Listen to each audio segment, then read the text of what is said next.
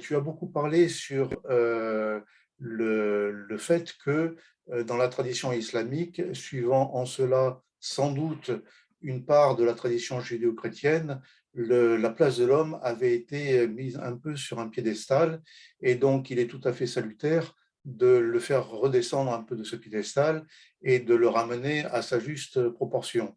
Il n'en reste pas moins que, et c'est la première question, en islam, il a été dit que l'homme non seulement a été créé à l'image de Dieu, mais qu'il en est le khalifa.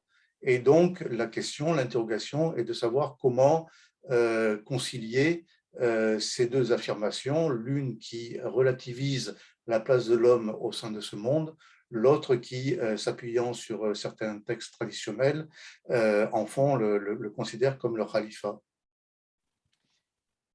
Oui, c'était l'objet d'une précédente intervention que j'avais faite pour Conscience Soufie, où j'avais évoqué, en fait, c'est une trilogie, du moins, il y a plusieurs termes qu'il faut mettre ensemble. Faut pas prendre chaque terme de façon autonome. Il y a au moins une trilogie qui est celle de Al-Khilafa, Al-Amana et Tasrir. On pourrait en rajouter, hein, encore, il y a encore d'autres mots qu'on pourrait rajouter, mais je vais prendre ces trois-là. Donc, la Amana, c'est le dépôt. D'accord, donc moi je vois que c'est l'articulation entre la liberté et la responsabilité.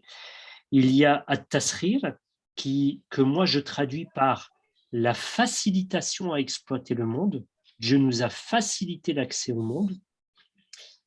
Et le troisième, c'est la khilafa. La khilafa, on peut le traduire de deux façons. Soit l'être humain est le successeur de Dieu sur terre, c'est-à-dire que Dieu lui donne une délégation, sous-entendu une délégation absolue, soit l'être humain vient à la suite de Dieu. C'est la deuxième façon de voir la khilafa, parce que khalafa signifie venir après. Est-ce que l'être humain vient ici à la suite de Dieu, c'est-à-dire que Dieu se met en retrait et c'est l'être humain qui se met devant, du moins qui est positionné devant par Dieu, ou est-ce que l'être humain reste lui-même sous la domination de Dieu? Moi, je prends cette seconde interprétation, c'est-à-dire que l'être humain est en position de domination relative. C'est dans ce sens que je prends le terme de khalifa. Euh, c'est vrai qu'il y a quelque chose quand même qui est surprenant. Quand on dit l'être humain est l'administrateur du monde, mais vous imaginez la prétention? Nous sommes des administrateurs du monde. Nous sommes à peine capables de sortir au-delà de la couche terrestre. Là, c'est vrai que certains êtres humains aujourd'hui ont des vues démesurées. On a lancé de nouveaux satellites et on est capable d'explorer toute une partie de l'univers. Oui, tout à fait.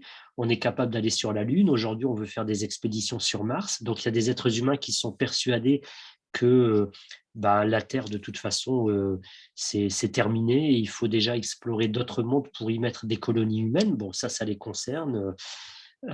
C'est une manière de voir notre place dans le monde, mais ici, la khilafa doit être mis en lien avec les autres termes coraniques. Donc oui, l'être humain, il est khalifatullah fil ard, ou ala al-ard, il est l'administrateur, il est le vicaire, le lieutenant. Vous voyez, tous les termes indiquent que l'être humain a une délégation de pouvoir de la part de Dieu pour agir dans le monde. Parce que nous ne pouvons pas exercer notre liberté si nous n'avons pas la possibilité d'agir dans le monde. C'est comme ça qu'il faut comprendre le terme de la khilafa. Ce que n'ont pas les autres êtres. L'animal n'a pas cette capacité qu'a l'être humain et les végétaux, les minéraux n'ont pas cette capacité parce que eux, ils se meuvent par la permission directe de leur Seigneur.